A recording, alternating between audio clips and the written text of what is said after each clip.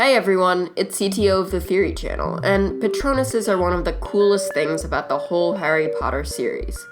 I mean, to be able to fend off a dark creature by producing something that takes the shape of your most inner desire is pretty great. And we know that Patronus is in most of the Harry Potter characters, like Harry's famous stag, but what about Lord Voldemort?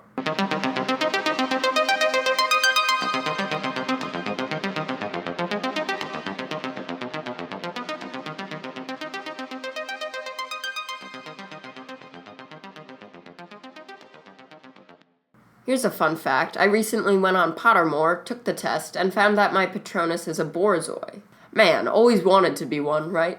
I was really pleased when J.K. Rowling added this portion to the sorting tests you can take, as a Patronus is a huge part of who you are as a witch or wizard. And just to share, I am also a Slytherin and Wampus, and my wand is 10 inches, cedarwood with a unicorn hair core, and has brittle flexibility. But anyway, it's a known fact that Voldemort does not have a Patronus. In fact, with the exception of Snape, none of his Death Eaters do either. But this is when Voldemort was Voldemort. What about when Voldemort was still just Tom Riddle? I mean, Patronuses are only produced by very strong wizards, and Riddle was indeed throughout his early life. The time that I think Riddle would have been able to produce a Patronus is when he was at Hogwarts, and maybe a little while after his 7th year, too, before he became completely evil by creating Horcruxes. Remember, Riddle was actually a normal person when he was at Hogwarts, and he showed a lot of promise to teachers. So if he did have a Patronus, then what would it be? According to J.K. Rowling on Pottermore, the Patronus is the awakened secret self that lies dormant until needed, but which must now be brought to light.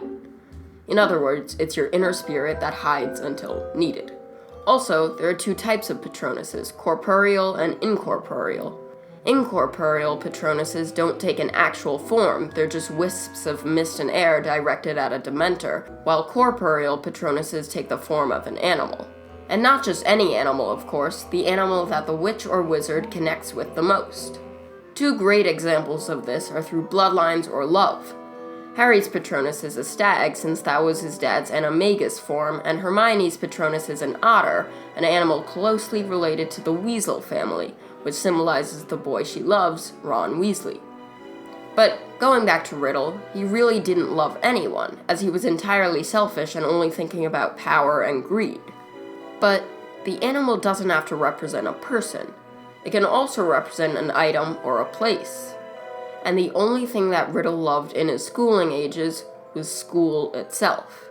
That's right, Hogwarts was, just like for Harry, his true home, and Riddle took a lot of comfort when being there. He didn't have a connection with his family, other students were more like followers of him, and although he charmed teachers, he didn't particularly care about them. But Riddle needed Hogwarts, and it was his home even more than it was his school. But then, what is his Patronus? Hogwarts doesn't have a mascot or anything like that, it only has the 4 animals that the houses are associated with. And I don't think it would be any of those animals, even a serpent, because I think that would be too obvious, as Voldemort is a Parselmouth, has a pet snake, and is a Slytherin himself. So, what would the animal be? Well, the official motto of Hogwarts is... Okay, I'm not going to speak Latin, but in English, the motto is, never tickle a sleeping dragon. And there you go, Riddle's Patronus was once a dragon. I also love this because a dragon is an extremely rare Patronus, and, well, Riddle is an extremely rare guy. A dragon is also a distant relative of a snake, which ties in that side of him. I really like this theory, as it fits the sides of Tom Riddle just perfectly.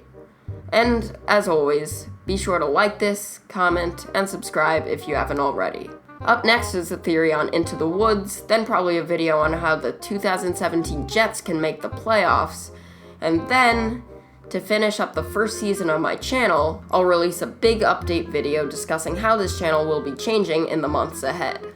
So, until all of that, see you later.